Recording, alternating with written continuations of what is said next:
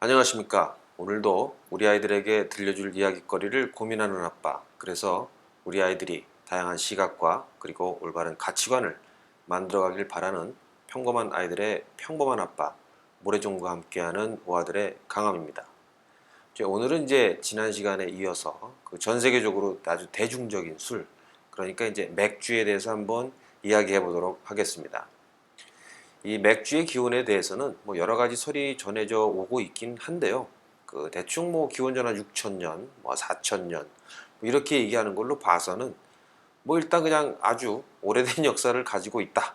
뭐 이것만큼은 뭐 틀림이 없는 것 같습니다. 이제 그런 다양한 가설 중에서 그나마 이제 가장 나는 또 신빙성이 있고 논리적이라고 생각되는 것 중에 하나가 그 인류가 유목 생활에서 정착 생활로 변하면서 그 잉여 생산물이 자연 발생적으로 생기게 되고 그래서 이를 보관하는 과정에서 맥주가 이제 탄생을 하게 되었다. 뭐라는 이런 설입니다.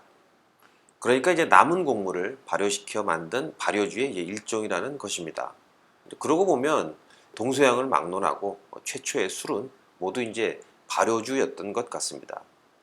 이제 우리나라의 대표적인 술인 막걸리도 사실 뭐 쌀을 발효시켜서 만든 그런 이제 발효주이고, 그리고 또 전 세계인이 즐겨 마시는 와인, 이건 역시 또 포도를 발효시켜서 이제 만든 것 아니겠습니까? 그리고 이제 맥주 역시 바로 이제 보리를 발효시켜서 만든 그런 이제 발효주인 것이죠. 사실 이제 막걸리도 보리로 만들 수 있기는 하지만 그 원재료는 이제 쌀이니까 맥주랑은 이제 조금 다르다고 이제 봐야 할 것 같습니다. 그래서 보리로 만든 맥주는 정확히는 이제 메가를 사용해서 만들게 되는데요. 이제 메가라고 하면 보리가 수분을 조금 먹어서 그리고 이제 살짝 싹이 이제 막 튼 상태에서 요거를 이제 말린 것을 메가라고 이야기를 합니다. 보통 이제 서양에서는 몰트라고 부르죠. 그리고 이제 우리나라에서는 뭐 엿기름이라고도 부르기도 하고요. 근데 이제 막걸리나 맥주나 모두 이런 이제 곡물을 가지고 발효시켜 만든 술인데 이 둘은 뭐 보기에 또 그렇고 너무 이제 다르게 보이지 않습니까? 이제 그게 정말로 이게 뭐 쌀과 보리만의 차이만으로 이렇게 다른 형태의 술이 나오는 걸까? 아, 이거 좀 살짝 궁금해지지 않습니까? 그런데 이제 이 차이를 이해하려면 이 술이 만들어지는 그 원리에 대해서 어느 정도는 좀 알아야 될 것 같습니다. 이제 술은 그 효모라는 그 일종의 그 미생물에 의해서 곡물이 분해되면서 만들어지게 되는 건데요. 여기서 이제 효모라고 하면 뭐 일종의 이제 균이죠, 균. 그러니까 뭐 대장균, 뭐 유산균, 뭐 곰팡이 뭐 이런 아주 그 작은 미생물이라고 이제 보시면 될 것 같습니다. 물론 이제 효모라고 하면 대장균, 유산균 같은 이런 원핵 생물보다는 조금 진화된 그 진핵 생물이라고 이제 볼 수 있는데, 이런 이제 효모들은 기본적으로 뭐 유기물을 먹이로 해서 그 유기물을 분해시키는, 조금 쉽게 말하면 그 유기물을 썩게 만드는 그런 역할을 하게 됩니다. 근데 이때 효모마다 좋아하는 이제 유기물이 있고 또 뭐 잘 번식하는 그런 환경들이 조금씩 틀린 거죠. 이제 그런 그 효모들 중에서 이 알코올성 효모는 곡물을 분해시키면서 이제 그 부산물로 알코올을 이제 만들어내게 되는데, 이것이 이제 바로 술이 되는 것입니다. 그러니까 뭐 간장, 된장 같은 건 역시 콩을 발효시켜서 이제 만드는 것들 아닙니까? 하지만 이때 활동하는 미생물은 이런 그 알코올성 효모가 아니라 그 누룩곰팡이이기 때문에 알코올이 이제 생성되지 않고 뭐 그냥 간장, 된장 같은 것이 되는 거죠. 아마도 그 알코올 효모들은 이 콩을 별로 이제 그 좋아하지 않는 그런 이제 편식성이 있는 뭐 그런 미생물이라고 볼 수도 있겠죠. 근데 사실 이제 알코올성 효모가 가장 좋아하는 먹이는 이제 바로 당입니다. 그래서 이제 대부분의 술들이 곡식이나 혹은 뭐 이렇게 달달한 과일 이런 것들을 이제 발효시켜서 만들게 되는 거죠. 결국 이제 어떤 재료를 사용했는가에 따라서 그 결과물인 술의 종류가 이제 결정된다고 봐야 하는데, 이제 왜 비슷한 곡식으로 만드는 막걸리와 맥주가 딱 보기에도 완전히 다른 색깔을 띠게 되는지 알 수 있을 겁니다. 우선 기본적으로 막걸리는 쌀을 쓰고 맥주는 이제 보리를 쓰게 됩니다. 재료가 되는 곡식이 서로 이제 틀린 거죠. 막걸리 같은 경우에는 이제 한번 정미한 쌀을 쓰는데 반해서 맥주는 이제 제가 조금 전에 말씀드린 것처럼 메가를 쓰죠. 그러니까 싹이 난 보리를 말린 것을 말합니다. 그래서 이제 막걸리는 이제 보기에 이제 하얗고 맥주는 약간 그 짙은 색깔의 그 약간 그 누런색 이런 색깔을 띠게 되는 것이죠. 이 맥주의 그 제조 공정을 조금 더 이제 자세히 한번 살펴보면 뭐 이렇게 됩니다. 일단 그 메가를 더운 물에서 약간 이제 불린 다음에 그 다음에 이제 효모를 넣고 발효를 시킵니다. 근데 이때의 모습은 약간 이제 그 걸쭉한 그 반죽의 이제 모습 같이 이렇게 이제 되어 볼 수 있는데 뭐 대충 이제 빵 만들 때 사용하는 그런 반죽과도 이제 비슷하다고 볼 수 있겠죠. 그러니까 이제 물을 조금 덜 넣고 이스트 넣고 불에 구우면 이게 빵이 되는 거고 물을 좀 많이 넣고 효모 넣어서 발효시키면 술이 된다. 이렇게 생각하시면 대충 맞을 것 같습니다. 근데 이렇게 이제 싹이 튼 보리에 효모를 넣는 것만으로 맥주가 만들어지기 때문에 이 맥주의 그 탄생 설화를 살펴보면 대충 뭐 버려진 보리알이 살짝 싹이 텄다가 그게 말라버린 것을 여기 이제 비가 와서 잠겨 있었는데 여기에 이제 이때 공기 중을 떠돌던 알코올성 효모를 우연히 만나서 이때부터 이제 발효가 시작되었다. 라는 식으로 이제 이야기를 하고 있습니다. 근데 어쨌든 이제 이렇게 만들어진 그 걸쭉한 그 반죽을 어느 정도 이제 발효를 시킨 다음에 액체만 이제 걸러내는 거죠. 추려내는 거죠. 조금씩 이제 술에 가까워지는 겁니다. 근데 이제 그렇게 액체만 따로 빼어내서 요거를 조금 더 이제 발효를 더 시키면 그러면 이제 이때 비로소 그 진정한 우리가 먹는 우리에게 익숙한 그런 이제 맥주가 되는 겁니다. 여기에 이제 나중에 뭐 홉 같은 것도 첨가하고 뭐 그렇게 이렇게 저렇게 이것저것 넣고 뭐 또 추가적인 어떤 가공을 통해서 지금은 이제 아주 다양한 형태의 맥주들이 나오게 되었죠. 현대의 그 맥주 제작 공정은 이런 전통적인 방식보다는 약간 다르긴 한데 기본적인 것은 뭐 동일하다고 보시면 될 것 같습니다. 가장 먼저 메가를 빻은 가루로 빵을 만듭니다.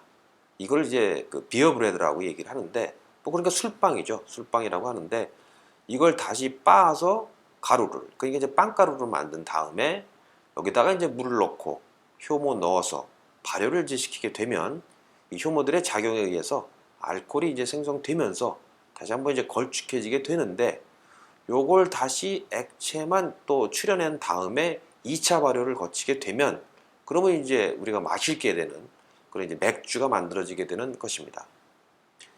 맥주는 이제 발효 방법에 따라서 크게 이제 두 가지를 이야기를 합니다. 정확히는 뭐 발효 온도에 따라서 뭐 상면 발효, 뭐 하면 발효 이렇게 이야기를 하는데 그러니까 이제 상면 발효는 상온에서 이제 발효를 시킨 거고 하면 발효는 저온에서 이제 발효를 시키게 되는 거죠. 상면 발효 방식은 이제 약간 뭐 좀 온도가 좀 따뜻하니까 아무래도 이제 효모균하고 그리고 이제 찌꺼기들이 위로 이게 뜨게 됩니다. 그래서 이제 약간 색깔도 약간 이제 뿌옇게 되죠. 근데 이와 반면에 이제 하면 발효는 그런 찌꺼기들이 밑으로 이렇게 가라앉기 때문에 그래도 보다 조금은 좀 더 맑고 투명한 그런 이제 맥주가 만들어지게 됩니다. 어찌 보면 이제 우리나라의 그 막걸리를 잘 걸러서 그 찌꺼기 빼고 이렇게 걸러낸 청주 같은 뭐 이런 것과 좀 비슷한 느낌이라고 볼 수 있겠네요. 어쨌든 이 하면 발효 맥주를 라거라고 이제 부르게 됩니다. 그래서 이제 라거 맥주 하면 뭐 맑은 황금색의 어떤 맥주가 연상되기도 하는 거죠.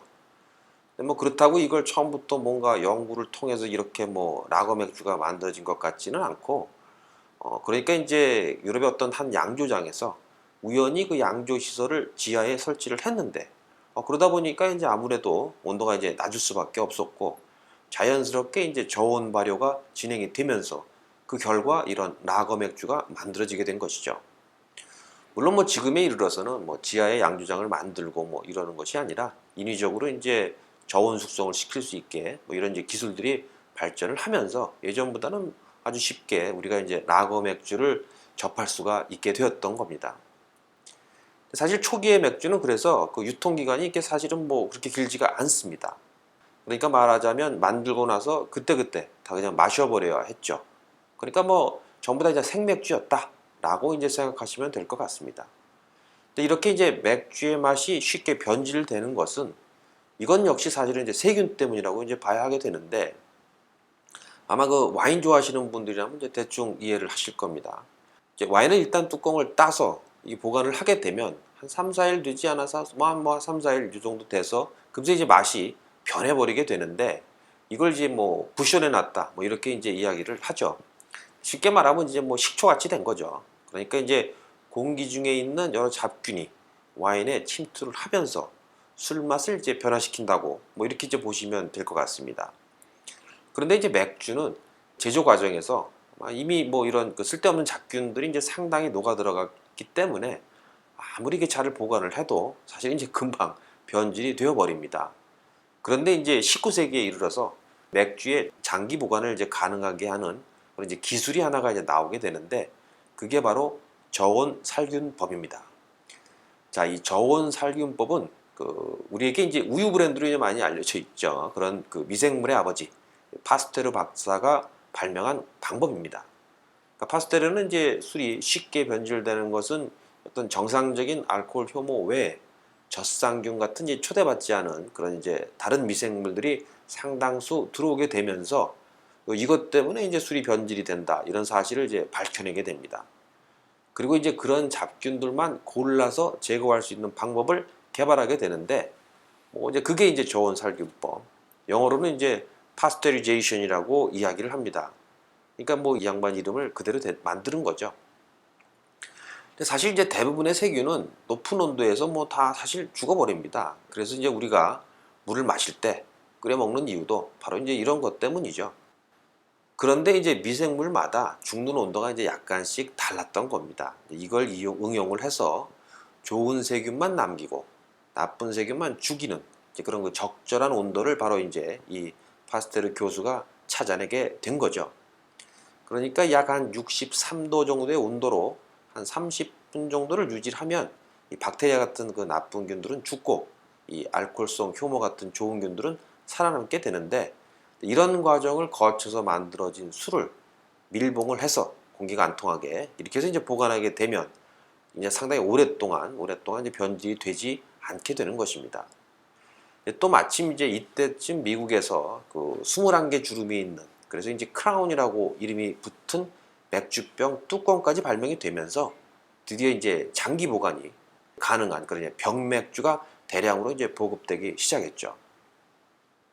근데 뭐 제가 앞서 그 맥주를 발효 온도에 따라서 뭐 상면 발효와 하면 발효로 나눈다고 이제 말씀을 드렸는데 그러면서 이제 하면 발효를 라거라고 부른다고 이제 말씀을 드렸습니다. 근데 이때 그 상면 발효 맥주는 에일이라고 이제 부릅니다. 그래서 이제 뭐 에일 맥주라고 얘기를 하죠. 그런데 이제 맥주는 단지 이런 발효 방법뿐만 아니라 이 밖에도 이제 아주 다양한 방법으로 이제 분류를 하긴 하는데 이게 뭐 제조 국가나 그리고 뭐 색깔, 그리고 뭐 알코올 도수 뭐 이런 것들로 이제 분류를 합니다. 그러니까 이제 뭐 미국 맥주, 뭐 독일 맥주, 뭐 그러면 색깔이 다크하냐, 뭐 레드하냐, 그리고 뭐 스무트하냐, 뭐 스트롱하냐, 뭐 이런 식으로 이제 보면 될 것 같습니다. 그런데 여기서 한 가지 라거 맥주라고 하면 맑고 깨끗하고 그러니까 이제 맛도 왠지 더 좋고 순하고 이럴 것 같지 않습니까? 근데 이건 뭐 사실 저만 그렇게 느낄 수도 있긴 한데 사실 뭐 라거 맥주가 더 맛있고 순하고 뭐 이런 것만은 아닌 것 같습니다. 그러니까 이제 예를 들어서 저한테는 좀 깨끗하고 그 부드러운 그 홀가든 같은 맥주도 사실은 이제 벨기에 전통 방식으로 만들어진 상면 발효 맥주 그러니까 이제 에일 맥주 중에 하나입니다. 그리고 이제 도수가 한 7% 정도 되는 도펠복이라는 이제 이런 라거 맥주도 있죠. 그러니까 뭐 이제는 뭐 이름만 보고는 금방 알아차릴 수 없을 정도로 또 수많은 브랜드의 맥주가 이제 많이 나와 있는 그런 세상인 것 같습니다. 그리고 이제 또 다른 맥주 분류 중에 이제 크래프트 비어라고 이제 요걸 빼놓을 수가 없을 것 같은데요. 이제 얼마 전부터 이제 이 알려지기 시작한 이 크래프트 비어는 그대로 해석하면 이제 수제 맥주라고 이제 볼 수 있죠. 그러니까 이제 이게 소규모로 개개인이 만들어내는 뭐 특색 있는 그런 이제 맥주를 의미한다고 보시면 되는데 뭐 그래서 그런지 크래프트 비어를 다른 말로는 마이크로 브루어리라고도 부르기도 하죠. 근데 뭐 이걸 구분하는 걸 뭐 연간 생산량이라던가 어떤 유통 규모에 따라서 조금 뭐 이걸 뭐 크래프트 비어니 뭐 마이크로 브루어리니 뭐 이렇게 구분하기도 하는데 뭐 사실 뭐 큰 의미는 없는 것 같고요. 일단 그 소규모로 어떤 특유의 레시피를 갖고 만들어내는 뭐 동네 맥주 뭐 이런 느낌 이런 게 아마 그 크래프트 비어다 이렇게 아마 생각하시면 될 것 같습니다. 이 크래프트 비어는 이제 뭐 미국에서 처음 금주령이 떨어졌을 때 집에서 이게 조금씩 만들어서 이제 이웃하고 나눠 먹기도 하고 그러면서 음식도 이제 같이 팔고 이렇게 해서 이제 시작이 되었는데 하지만 이제 워낙 소규모로 생산이 되다 보니까 그 시장 점유율이라고 해봐야 사실 뭐 그렇게 아주 크지는 않습니다. 그리고 뭐 당연히 대규모 유통이 이제 불가능하다 보니까 그 미국에서는 이제 이런 그 크래프트 비어를 집에 가져가서 마실 수 있는 테이크아웃 용기 같은 것도 이제 만들어내고 있죠. 자, 이제 크래프트 비어까지 해서 이제 대충 맥주의 그 생산과 그리고 이제 종류에 대해서 제가 알아봤는데요. 이제부터는 이제 재밌는, 나름 재미있는 우리나라의 그 맥주에 대해서 한번 알아보도록 하겠습니다. 우리나라에 이제 맥주가 들어온 역사는 아시겠지만 그렇게 오래되지는 않았습니다. 그러니까 이제 1933년 일제 그 강점기 시절에 일본의 그 아사히 삿포로가 들어와서 조선 맥주를 만들고 기린 맥주가 들어와서 소화 기린 맥주 회사를 이제 세우면서 처음 이제 우리나라의 맥주 회사가 만들어지게 됩니다. 그리고 이제 광복 후에 기린 맥주가 이제 동양 맥주로 이름을 변경하면서 우리나라의 이제 맥주 시장은 민영화된 이 조선 맥주와 동양 맥주 이렇게 이제 두 개의 회사가 장악을 하게 됩니다. 이때 그 처음 시장에 나온 맥주는 조선 맥주의 이제 크라운 기억하실지 모르겠는데 그리고 동양 맥주의 오비 이렇게 이제 두 가지였는데 시장 점유율 측면에서는 이제 오비 맥주가 강세가 되게 두드러졌죠. 그래서 이제 오비 맥주는 한때 시장 점유율이 한 80%까지 올라오면서 거의 한 30여 년 동안 절대 왕좌의 자리를 이제 지켜내기도 했습니다. 이 오비 맥주를 생산했던 이 동양 맥주는 두산상해와 함께 이제 그 두산그룹을 만들게 되는데 그러니까 이제 오비 맥주는 두산그룹의 제품이었던 셈이죠. 그런데 이제 1991년 낙동강 그 패널 유출 사건 기억하실지 모르겠네요. 그것으로 인해 갖고 두산그룹이 이제 치명적인 타격을 입으면서 그러니까 이제 불매운동 벌이고 하면서 오비 맥주의 그 시장 점유율이 대폭 하락하게 됩니다.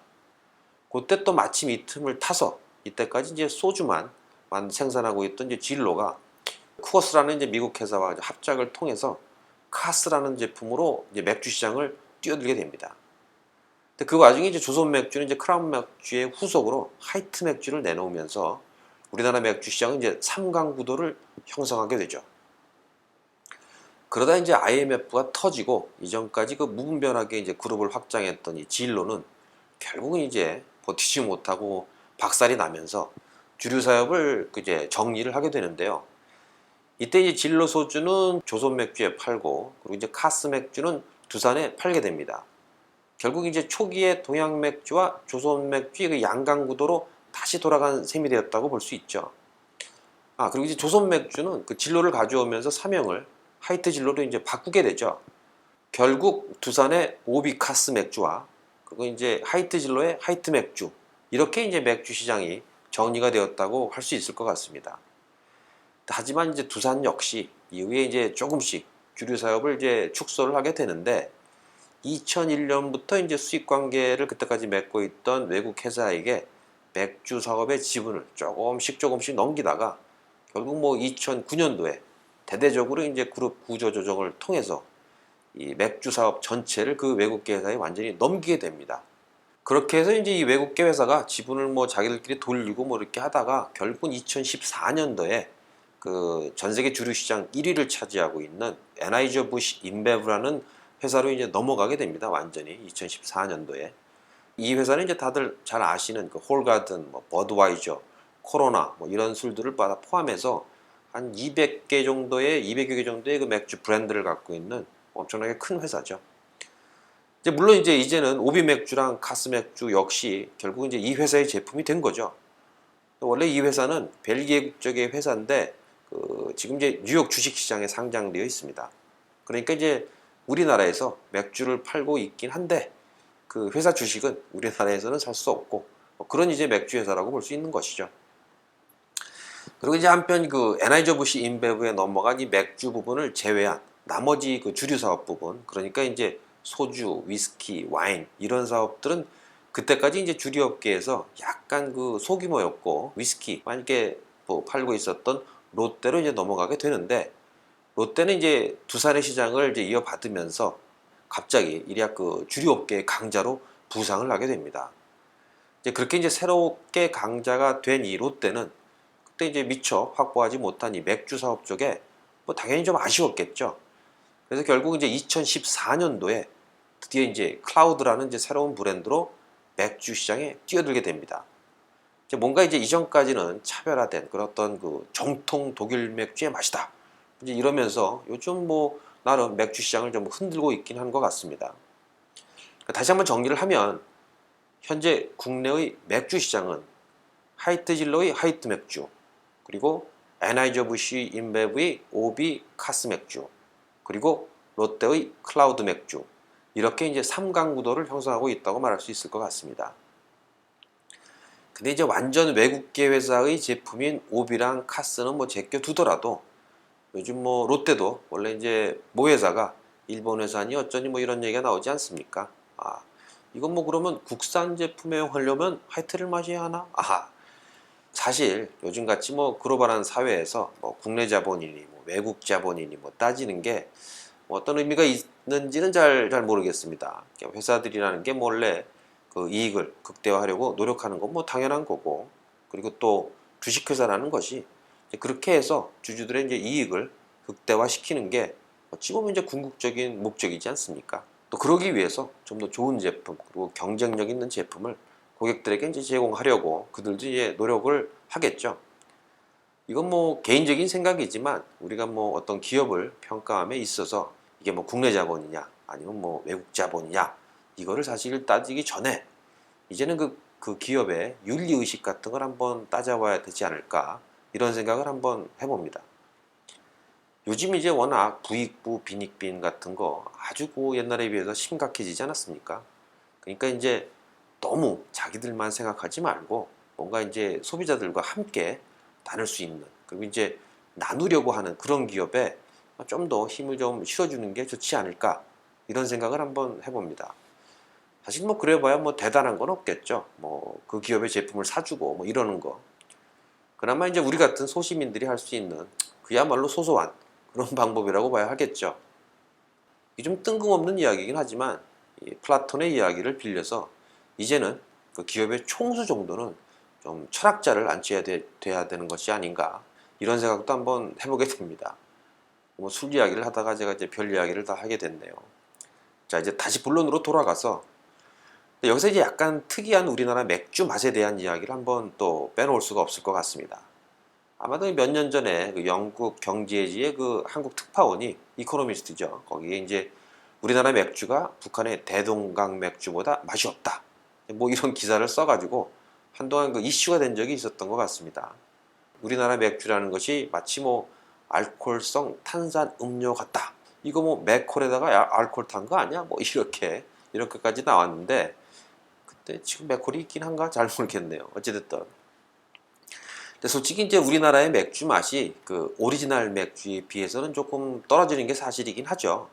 근데 이제 그건 우리나라 이제 맥주 회사들이 맥주를 만들 때 그 맥주의 그 원래 원료인 메가나 그 홉은 조금 더 덜 넣고, 그리고 이제 그 부족한 부분만큼을 뭐 쌀이나 옥수수 같은 걸로 이제 채우기 때문인데, 근데 이제 맥주라는 것이 일단 뭐 기본적으로 대중적인 술 아니겠습니까? 이제 아무래도 시장 가격에 이제 민감할 수밖에 없는 뭐 그런 술이죠. 그런데 이제 우리나라에서 맥주에 붙은 세금이 아주 그 주세가 아주 높습니다. 예전에는 뭐 거의 150%까지 또 했었죠. 그나마 이제 지금은 이제 소주와 똑같이 72%까지 이제 떨어지긴 했지만 어쨌든 뭐 여전히 상당히 높은 세율을 이제 유지하고 있으니까, 거기다가 또 뭐 교육세 붙고 부가세 이런 거 붙으면 거의 한 대충 90%까지도 됩니다. 원가에 비해서. 근데 사실 뭐 왜 술에 그 교육세가 붙었는지는 솔직히 잘 이해는 안 되지만, 어쨌든 뭐 맥주 좋아하시는 분들은 나름 그 맥주뿐만이 아니라 술을 좋아하시는 분들은 나름 우리나라 그 교육에 그 지대한 공헌을 하고 계신 셈이라고 볼 수도 있을 것 같습니다. 근데 뭐 그렇게 술에게까지 교육세를 막 이렇게 걷어대기는 하면서 요즘 뭐 아이들 뭐 무상급식 정도도 뭐 못 챙겨준다고 하는 걸 보면 이거 도대체 그 많은 교육세를 다 걷어다가 어디다가 쓰는 건지 굉장히 이제 궁금해지기도 합니다, 사실. 아무튼 이제 이렇게 높은 세금에다가 맥주의 그 주 원료인 메가나 홉은 사실 이제 전량 수입을 하기 때문에 기본적으로 이제 맥주의 가격이 높아질 수밖에 없습니다. 하지만 이제 앞서 이야기했듯이 이 가장 대중적인 맥주가 가격이 높아진다 그러면 아무래도 이제 시장에서 반응이 이게 좋을 수가 없겠죠. 그래서 이제 어떻게든 가격을 낮춰야만 했고, 그래서 그 결과 원래의 맥주에 비해서는 약간 2%, 뭐 한쪽 좀 뭔가 부족한 그런 이제 맥주가 만들어지게 된 것입니다. 그래서 이제 우리나라는 원래 맥주 맛보다는 청량감이나 어떤 그 톡 쏘는 맛 같은 것을 강조하기 위해서 다른 나라보다는 탄산을 좀 더 많이 섞는 그쪽으로 이제 발전을 하게 된 거죠. 또 실제로 이제 우리나라 맥주처럼 그렇게 이제 많은 탄산을 넣은 맥주는 세계적으로도 이렇게 많지는 않은 것 같다고 하더군요. 그 맥주의 이제 원가 이야기가 나왔으니까 사실 이제 음료라는 것이 웬만큼 비싼 음료가 아니고서는 이 수입산을 유통시킨다는 게 이제 쉽지가 않죠. 특히 이제 술 같은 경우에는 이제 아주 또 높은 세금까지 이제 물리다 보니까 뭐 그 상황은 더한 것 같습니다. 이제 그런 이유로 사실 이제 우리나라뿐만이 아니라 다른 여러 국가에서도 그 나라만의 그 독특한 그 로컬 지역 맥주가 이제 존재를 합니다. 그러니까 이제 맥주의 원고장인 뭐 유럽이나 미국 외에도 예를 들어 뭐 미얀마, 뭐 캄보디아 이런 나라들도 다시 다 그 나라에 이제 그 맥주들이 있다는 거죠. 이제 물론 이제 술 장사라는 것이 기본적으로는 뭐 라이센스 사업이다 보니까 그 나라에 이제 맥주 회사 그를 소유하시는 분들은 당연히 좀 힘 좀 쓰시는 그런 분들이라고 할 수 있겠죠.